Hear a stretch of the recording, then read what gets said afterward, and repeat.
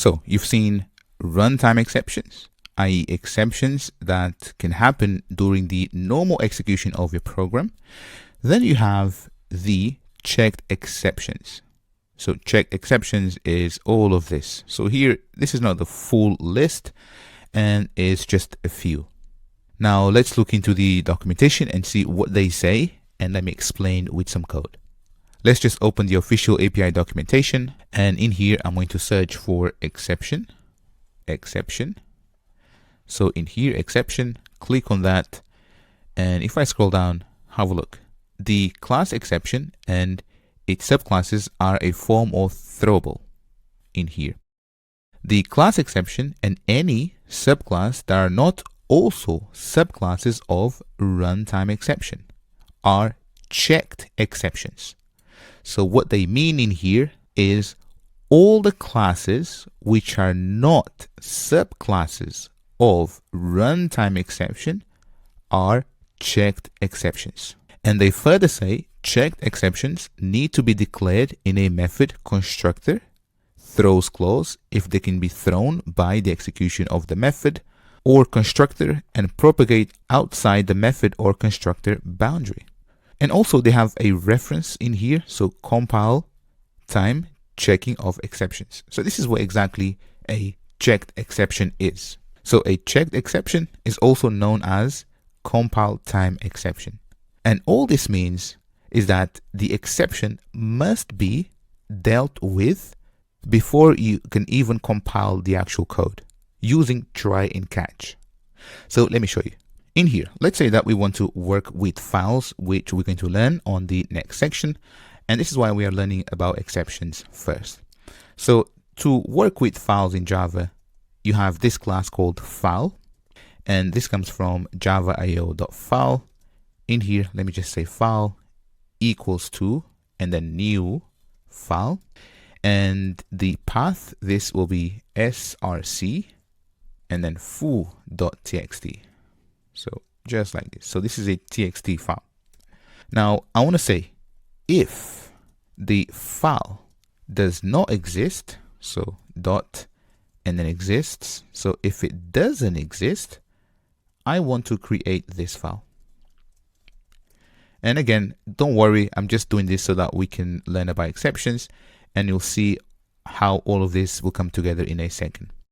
But here, if I now say file dot create, so check this out.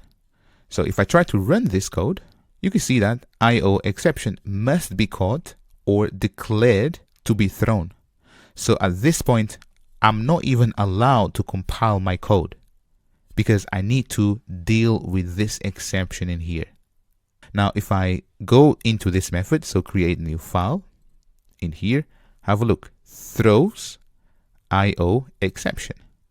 Now, if we look at IO exception, so let's just look at IO exception, click on that, and you can see the keyboard shortcut. I'm just pressing command and clicking on the file. So IO exception extends exception. So basically signals an IO exception of some sort has occurred. Now this extends exception. And what did we say about exceptions? The class exception and its subclasses are a form of throwable. The class exception and any subclasses that are not also subclass of runtime exception are checked exception. So if I go back, so IO exception is a checked exception, meaning it's a compile time exception. So this is what you see here. So I'm not even allowed to run this code because I need to deal with this exception, because I'm trying to work with a file, but in order for me to perform an action on that file, the file can exist. But if it doesn't, then we need to have the ability of recover from it. There is no way that this can be a runtime exception, because we need to either know whether the file exists or not. And then depending of the if statement, we can basically deal with it. So this is the meaning of checked exceptions. So we need to deal with this exception. Now, how do we deal with the exceptions? So remember before, we can basically encapsulate all of this within a try. So let's just put everything actually. So we can say try, and in here, so we can try, and then here we can say catch. So we can say catch exception E, and you can see that now the error goes away. But also remember, we can be more specific. This is IO exception. And then here, let's just say south E dot get message. And this is pretty much the difference between checked and unchecked exceptions. Now, I'm not going to run this just yet because we're going to learn how to work with exceptions later. But remember, checked exceptions are exceptions that you have to deal with them so immediately. So there is no way that you can run your code without try and catch. So you have to deal with the exception. That's why they are known as checked exceptions.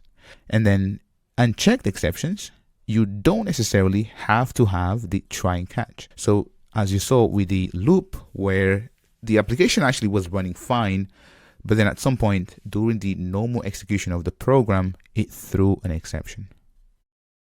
If you have any questions about checked versus unchecked exceptions, please let me know. But let me just run this so you see that this will do something. So if I open a project and let's just run this, you can see that in here we have foo.txt. So the file was actually created because of this line in here. So I'm going to basically get rid of this and let's just delete everything. If you have any questions for this video, please do let me know. Otherwise, let's move on.